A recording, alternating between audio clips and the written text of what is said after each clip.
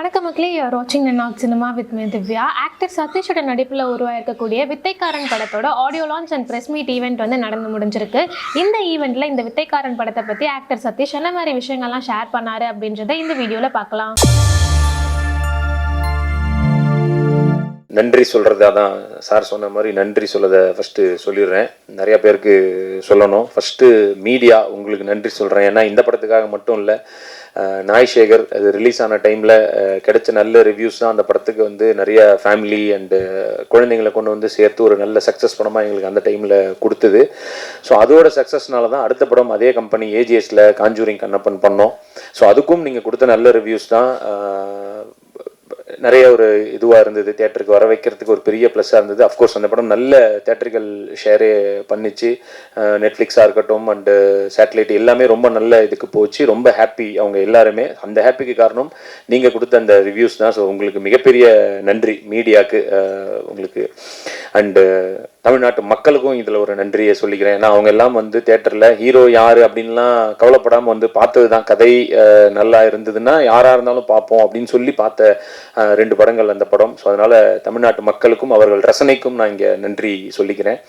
And மிக முக்கியமாக இப்போ இந்த படத்து விஷயம் மட்டும் இல்லை, பொதுவாகவே இன்னொரு முக்கியமான நன்றி சொல்ல வேண்டிய இடம் வந்து தளபதி விஜய் சாருக்கு நான் ஃபஸ்ட்டு சொல்கிறேன்.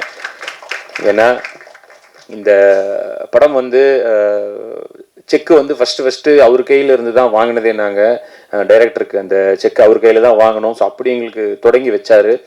அண்டு அவர்கிட்ட வந்து நான் இப்போது ஒரு இந்த கட்சி பேர் அனௌன்ஸ் பண்ணுறதுக்கு முன்னாடி நாள் என்னை கூப்பிட்டுருந்தார் ஸ்பாட்டுக்கு சொல்லி போயிருந்தேன். அப்போ போனப்போ அவர் சொன்ன ஃபஸ்ட்டு வார்த்தை அது அவ்வளோ ஹாப்பியாக இருந்துச்சு. என்னென்னா, காஞ்சூரிங் சூப்பர் ஹிட்டுப்பா அப்படின்னாரு. அது அவர் சொல்லி கேட்கும் பொழுது உண்மையிலே எனக்கு அவ்வளோ சந்தோஷமாக இருந்தது. ப்ரொடியூசரும் ஆடியன்ஸும் சொல்லும்போது எனக்கு எவ்வளோ சந்தோஷம் வந்துச்சு. அது விஜய் சார் ஒருத்தர் சொல்லி கேட்கும்போது எனக்கு அவ்வளோ வந்தது. அந்த படம் அவர் பார்த்துருக்காரு, அதை பற்றி என்கிட்ட பேசணும்னு நினச்சிருக்காருன்றதே எனக்கு ஒரு மிகப்பெரிய ஒரு சக்ஸஸாக இருந்தது. நான் சினிமா வந்ததற்கான பலன் அப்படின்றதுல அதுவும் நான் அடைஞ்சதான் அன்றைக்கி சந்தோஷப்பட்டேன். அது அண்டு அவர் அந்த ஃபேன்ஸுக்கு எப்போவுமே எவ்வளோ மரியாதை கொடுப்பாருன்னு நான் நிறைய இடத்துல ஸ்டேஜில் சொல்லியிருக்கேன். இதில் முக்கியமாக இந்த இடத்துல நான் சொல்கிறேன். ஏன்னா கத்தி ஷூட்டிங் நாங்கள் ஹைதராபாத்தில் பண்ணிகிட்டு இருக்கும்போது வெங்கி வந்து விரித்தனமான விஜய் சார் ஃபேன். அவன் நிறையா அவரை பற்றி நிறையா பேசிகிட்டே இருப்போம்.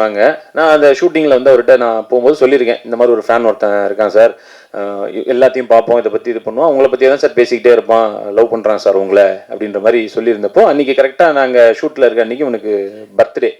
நான் சொல்கிறேன் சார், நான் சொல்லுவேன் இல்லை சார் வெங்கி அவனுக்கு இன்றைக்கி பர்த்டே சார் அப்படின்னு. அப்படியா, கால் பண்ணியா, விஷ் பண்ணுவோம் அப்படின்னாரு. ஸோ அதுவே பெரிய மனசு. ஏன்னா அது ஓகே நான் சொன்னேன்னு சொல்லியிருந்துருக்கலாம், பட் கால் பண்ணியா விஷ் பண்ணுவோன்னு சொன்னார். நான் சொன்னேன் சார், இல்லை சார் நீங்கள் கால் பண்ணி பேசினதுக்கப்புறம் அவன் பொண்டாட்டிக்கிட்ட சொன்னால் கூட நம்புவாங்களான்னு தெரியாது, யார் விஜய் சார் உங்கள்கிட்ட ஃபோன் பண்ணி விஷ் பண்ணார் பாயா அப்படின்ற மாதிரி. ஏன்னா ஆல்ரெடி பல போய் சொல்லி வச்சுருந்துருப்பான், அதனால அவங்களுக்கு அந்த டவுட்டுகள்லாம் இருந்திருக்கலாம்.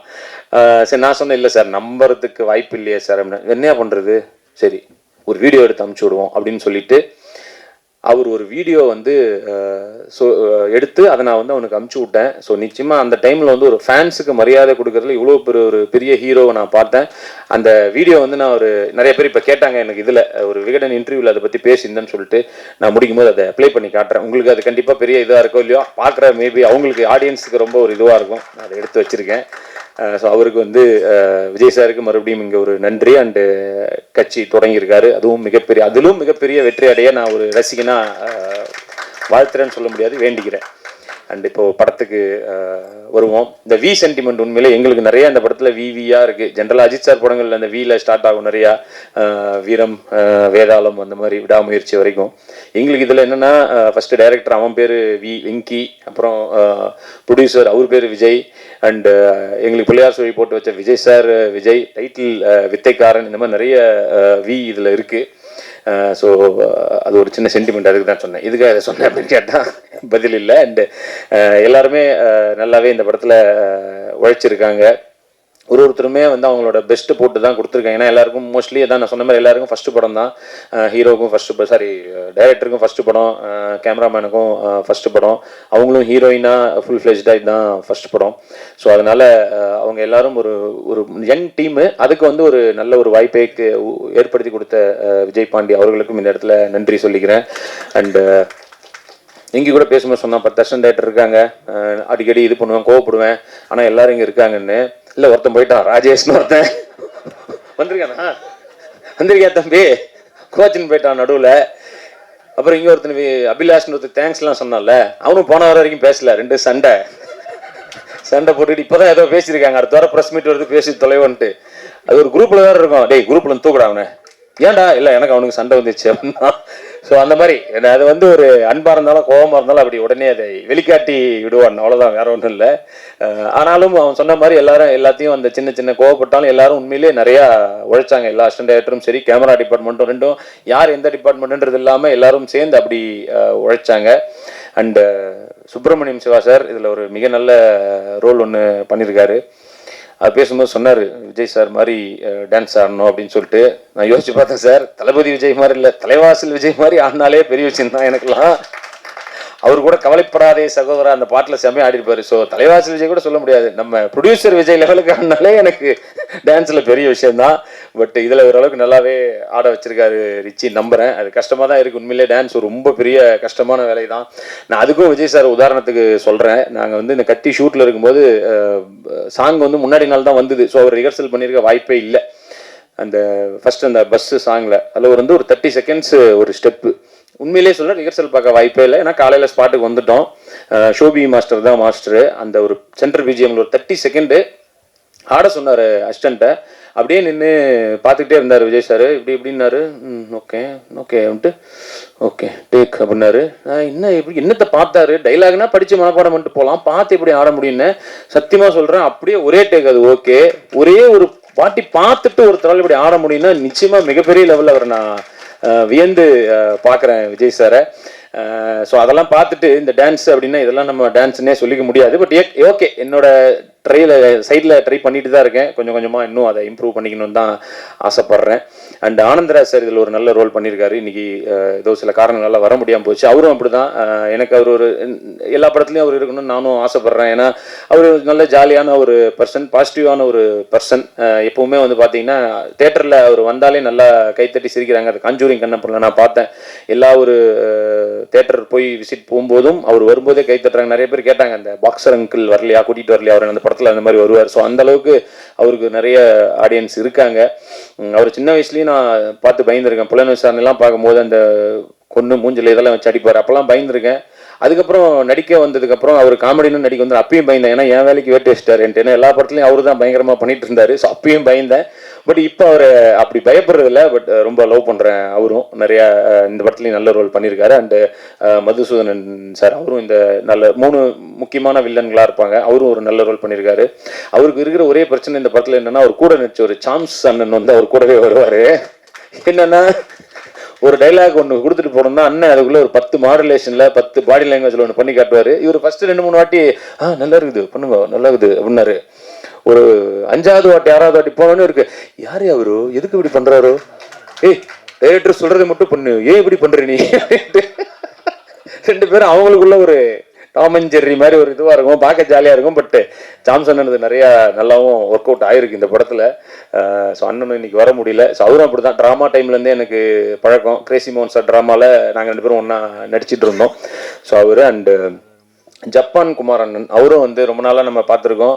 அவரும் இந்த படத்தில் ஒரு நல்ல ரோல் பண்ணியிருக்காரு. அண்டு பாவல் நவகீதன், அவரும் நல்ல ரோல் பண்ணியிருக்காரு. இன்றைக்கி அவங்க மேபி இங்கே வரலன்னு நினைக்கிறேன்.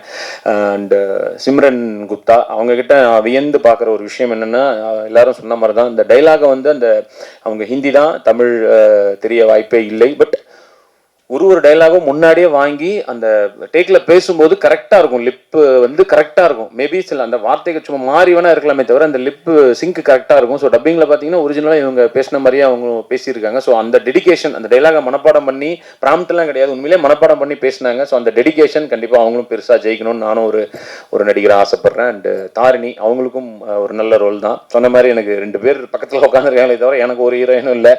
அரை மணி நேரம் நடிச்சான் விக்ரமுக்கு தான் ஒரு பேரை கொடுத்து விட்டாங்க இதில். ஸோ அதான் இந்த கதையின் நாயகனாக இருக்கும் பொழுது நம்மளை சுற்றி எல்லாரும் நல்லா ஸ்கோர் பண்ணுற மாதிரி தான் இருக்கும். அது எனக்கு இதுலேயும் ஃபீல் ஆச்சு. காஞ்சூரிங் கண்ணப்பன் எப்படின்னா, இப்போ நம்ம உள்ள தேலி தான் படம்லாம் நான் பார்க்கும்போது கிளைமேக்ஸில் கார்த்திக் சார் சண்டை போட்டுட்டு இருப்பாரு, இந்த பக்கம் கவுண்டமணி சார் வந்து அவர் ஜாலியாக ஏதாவது அடிச்சுன்னு இருப்பாரு. எனக்கு கார்த்திக் சாரை காட்டும் போதெல்லாம் எனக்கு தோணும், அட இது இருக்கட்டும், நான் அவர் கவுண்டமணி சாரை காட்டுங்க, அவர் சண்டை போடுறது தான் ஜாலியாக இருக்குன்னு குழந்தையா பார்த்து ரசிச்சேன். இப்போ நான் அந்த மாதிரி இடத்துக்கு போயிட்டேன். நான் இருந்தாலும் அங்கே அந்த பக்கம் வந்து ஆனந்தராஜர், கிங்ஸ்லி, விடிவி என்னன்னு இவங்கெல்லாம் பண்ணும்போது அது வரட்டும், இவர் நீ ஏன்ப்பா சும்மா சீரியஸாக பேசினு இருக்கின்ற மாதிரி தான் இருக்கும். பட் எனிவே அது கதையை நகர்த்தி கொண்டு போகும்போது அதெல்லாம் வந்து அப்படி தான் இருக்கும். இதுலேயும் அந்த மாதிரி என்னை சுற்றி எல்லாரும் நிறையா இது பண்ணுவாங்க. பட் ஒரு ஹீரோவாக ஒரு அந்த கேரக்டர் இருக்கும்பொழுது அது எப்படி போகணுமோ அப்படி தான் இந்த கேரக்டரை கொண்டு போயிருக்காங்க. ஒரு நல்ல ஒரு முயற்சியாக தான் நம்புகிறோம். உண்மையிலே ஏர்போர்ட்டில் எடுத்தோம், அங்கே எல்லாரும் நல்லபடியாக ஒத்துழைப்பு கொடுத்தாங்க. கோயம்புத்தூர் ஏர்போர்ட்டில் தான் எடுத்தோம். அஃப்கோர்ஸ் இங்கே ஒரு அவருக்கே எவ்வளோ சொன்னாங்க, 3 லட்சமோ என்னமோ சொன்னாங்க, ரொம்ப இதுவாக இருந்தது. பட் கோயம்புத்தூர் ஏர்போர்ட் ஓரளவுக்கு மேட்ச் பண்ணி அதையும் எடுத்திருக்கோம். அண்ட் செட்டு எல்லாமே நல்லபடியாக இது பண்ணி கொடுத்தாரு. தயாரிப்பாளருக்கு இந்த இடத்துல எங்களை நம்பி ஒரு யங் டீமை நம்பி கொடுத்ததுக்கு நன்றி ப்ரோ. மீதி நடிச்ச எல்லாரையும் சொல்லிட்டேன்னு நினைக்கிறேன். அண்ட் மியூசிக் விபிஆர் அவரும் அவருடைய ஃபஸ்ட்டு படம்க்கு நல்லாவே சூப்பராகவே ஒர்க் பண்ணியிருக்காரு. சாங்கை விட இன்னும் பிஜிஎம்ல நல்லாவே ஒர்க் பண்ணியிருந்தார். எனக்கு அது இன்னும் ரொம்பவுமே பிடிச்சிது. ஸோ ஓவராலாக ஒரு யங் டீம் ஒரு நல்ல படம் பண்ணியிருக்கோன்னு நம்புகிறோம். கேமராமேன் ஒரு நாளைக்கு திட்டுவான், என்ன மட்டும் விட்டு அப்படின்ட்டு. ஸோ யுவாவும் ஒரு ஃபஸ்ட்டு படத்துக்கு நிச்சயமாக எல்லாருமே அவங்களோட ஒரு பெஸ்ட்டாக கொடுத்துருக்காங்கன்னு தான் நான் நம்புகிறேன். எல்லாரையும் சொல்லிட்டேன். நீங்கள் எடிட்டருக்கு வந்து அதான் அவர் சொன்ன மாதிரி வெங்கியை விட அதிகமாக அந்த இடத்துலயே உட்காந்து அதையே பார்த்து கஷ்டம் தான். ஒரு எடிட்டர் வந்து நம்ம மூஞ்சை பார்த்து பொண்டாட்டி மூஞ்சை விட என் மூஞ்சி தான் நிறைய ஞாபகம் இருக்குன்னு நினைக்கிறேன். எப்போ பார்த்தாலும் பார்த்து கஷ்டமான ஒரு வேலை தான். எல்லாரும் அவங்களோட பெஸ்ட்டை கொடுத்து தான் நம்புகிறேன். அண்டு நீங்கள் எழுதுறதுல தான் எல்லாமே இருக்குது. உங்களுக்கு பிடிச்ச மாதிரியான படமாக இருக்கும் நம்பி தான் எடுத்திருக்கோம். ஸோ பிடித்திருந்தால் இந்த படத்தை நல்லபடியாக எழுதுங்க, இல்லைனாலும் நல்லபடியாக எழுதுங்க. ஏன்னா ஒரு படம் ஹிட் ஆச்சுன்னா கண்டிப்பாக வரிசையாக நிறைய ஆப்பர்ச்சுனிட்டிஸ் அந்த ப்ரொடியூசருக்கு அடுத்த புது டைரக்டருக்கோ புது ஹீரோஸ் கிரியேட் ஆகி வருவாங்க. இன்றைக்கி நல்லா இருக்குது உண்மையிலே இண்டஸ்ட்ரி, நிறையா புது ஹீரோஸ் வராங்க. ஆடியன்ஸும் நல்லா ஆயிட்டாங்க. யார் ஹீரோங்கிறது முக்கியம் கிடையாது, படம் நல்லா இருந்தால் நாங்கள் தியேட்டருக்கு வருவோம் அப்படின்னு சொல்லி வந்து பார்க்குறாங்க. அதனால் அந்த ஆப்பர்ச்சுனிட்டி நீங்கள் தான் க்ரியேட் பண்ணி கொடுக்குறீங்க. ஸோ மறுபடியும் ஒரு நல்ல இதில் உங்கள் எல்லோரும் மீட் பண்ணணும்னு ஆசைப்பட்றேன். Thank you so much. Love you all. Jai Hind.